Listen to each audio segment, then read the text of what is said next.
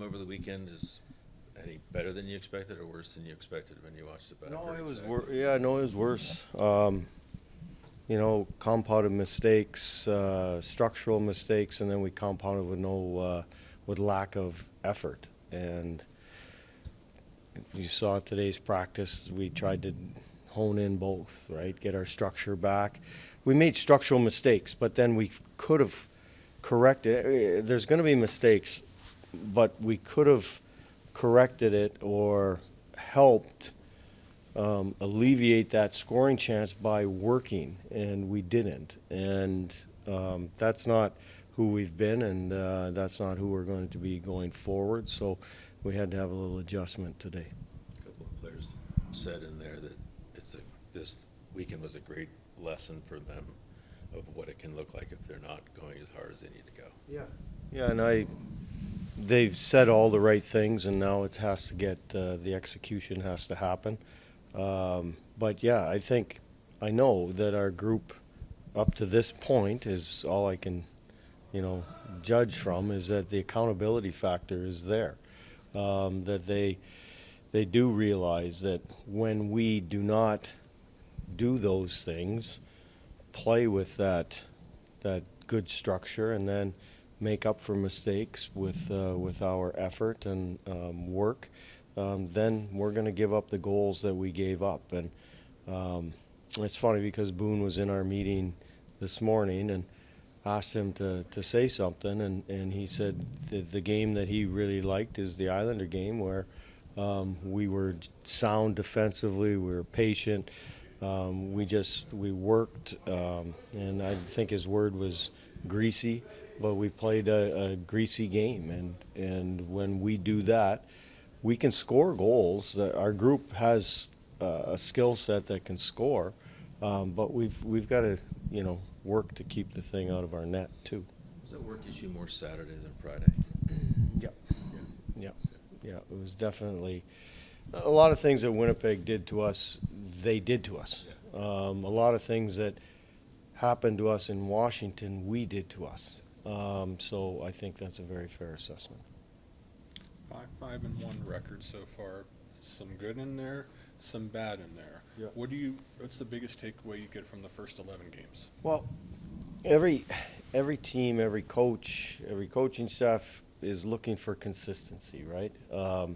You're not going to be perfect any night, but you want to get closer to being consistently playing the way that you know that your team needs to play. And that's not coaches, it's not the head coach, it's the team know how we need to play. So we need to play that game consistently, and then we're not going to win every game, but we're going to be in every game. We're going to give ourselves a chance. These last two games, we didn't give ourselves a chance to win either one of those hockey games. Again, Winnipeg did a lot of things that took it away from us, but we shot ourselves in the foot or whatever in the Washington game. It didn't allow us to have that effort and that win. I noticed on the upcoming trip here, you've got 3 days off, and then there are 2 of them that are no practice. Is there some purpose behind that, knowing that there is some back-to-back coming up, or what's the thought process there with the 2 back-to-back days off of practice? Yeah, well, we went really hard today, and when we practice hard. It's just an opportunity to team build a little bit with our group. And I'm not going to get into all of that and elaborate on it, but it's an opportunity. I've always liked to give the guys a couple of days off. You come back, that one day it's kind of like, you get a bit of rest, but there'll be a little bit of team building as well as of some rest for, like you said, a long road trip. Today's practices, it was obvious, with the intensity of it, that you wanted to address, what happened this weekend, especially in Washington, right away. Can you speak just kind of to the importance of doing that right away and not, maybe letting anything kind of linger a little bit? Yeah, fester. Yeah. The guys know that we as a coaching staff, there's no gray. It's black and white. This is what happened.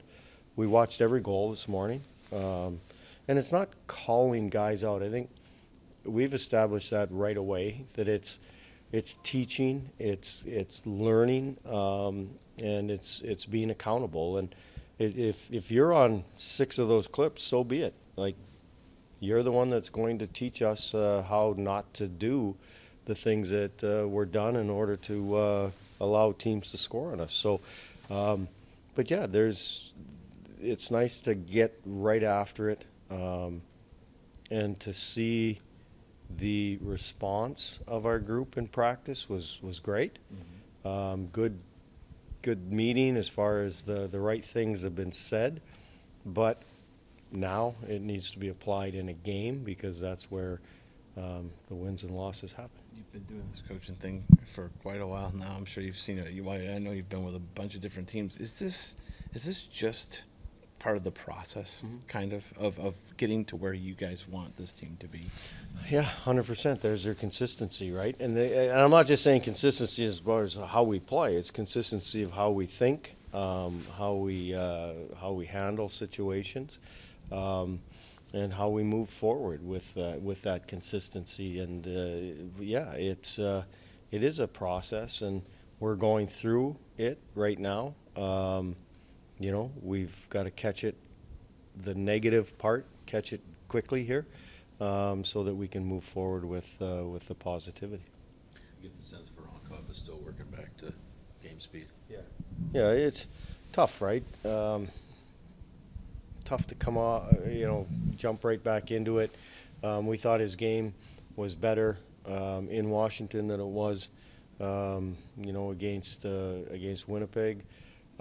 Yeah, we think, the more reps he's going to get in practice with the team. He only had one skate with us prior to playing that game. So, he'd been on the ice, and, he'd skated with us, but not full. So, yeah, it's taken him some time. Hopefully he's closer now to, being at the top speed. He had a real good practice today. We like the look of him, and Danny and Ole was, a line that, we think can play both ends of the rink. But yeah, he's hopefully back closer to his 100%. Elvis Merzlikins gave up 6 against Winnipeg, but it felt like he kind of limited it to 6. It could have been more like 10 the way that the game kind of went. Is he sort of establishing himself, or kind of starting to separate himself a little bit with this play the early part of this season? Well, I think I mentioned this before. I've liked everything about Elvis since day one. That he's, besides maybe snapping his stick over when he lost the shutout there, which I get what his frustration was, but I asked him to maybe keep that inside, because the win is more important than the shutout. But he's, by all accounts, he's curbed a lot of that kind of stuff here, and he's worked and competed in games and in practices, and he's been fantastic in our room as a leader. So to answer your question, yes, he has established himself as a presence on our hockey club. Is that the kind of stuff that powers him, though, that drives him a little bit, that inner kind Sure. of boiling? Sure, but it can go over the edge, right? It can get too far. So you've got to have some control with it. Do we like the fire that he has? Absolutely, and I stress that to him. I might have had a little bit of snap in me when I played too, which is good, but you can't hurt your team because of it. So yes, it can motivate you, but it also, can go sideways with the team. So you got to be careful that you're always thinking about the team first. You saw Kent Johnson go out after you guys came off. Was this his first skate? Is it the first time he's gone out? It's news to me. That he was going out? Yeah, yeah, it's great though. Good news. Yeah, it's good news. Yeah, as soon as they tell me he's going to be part of us, then I know. Boy, if he could get back sooner than later, sure, that would be fantastic.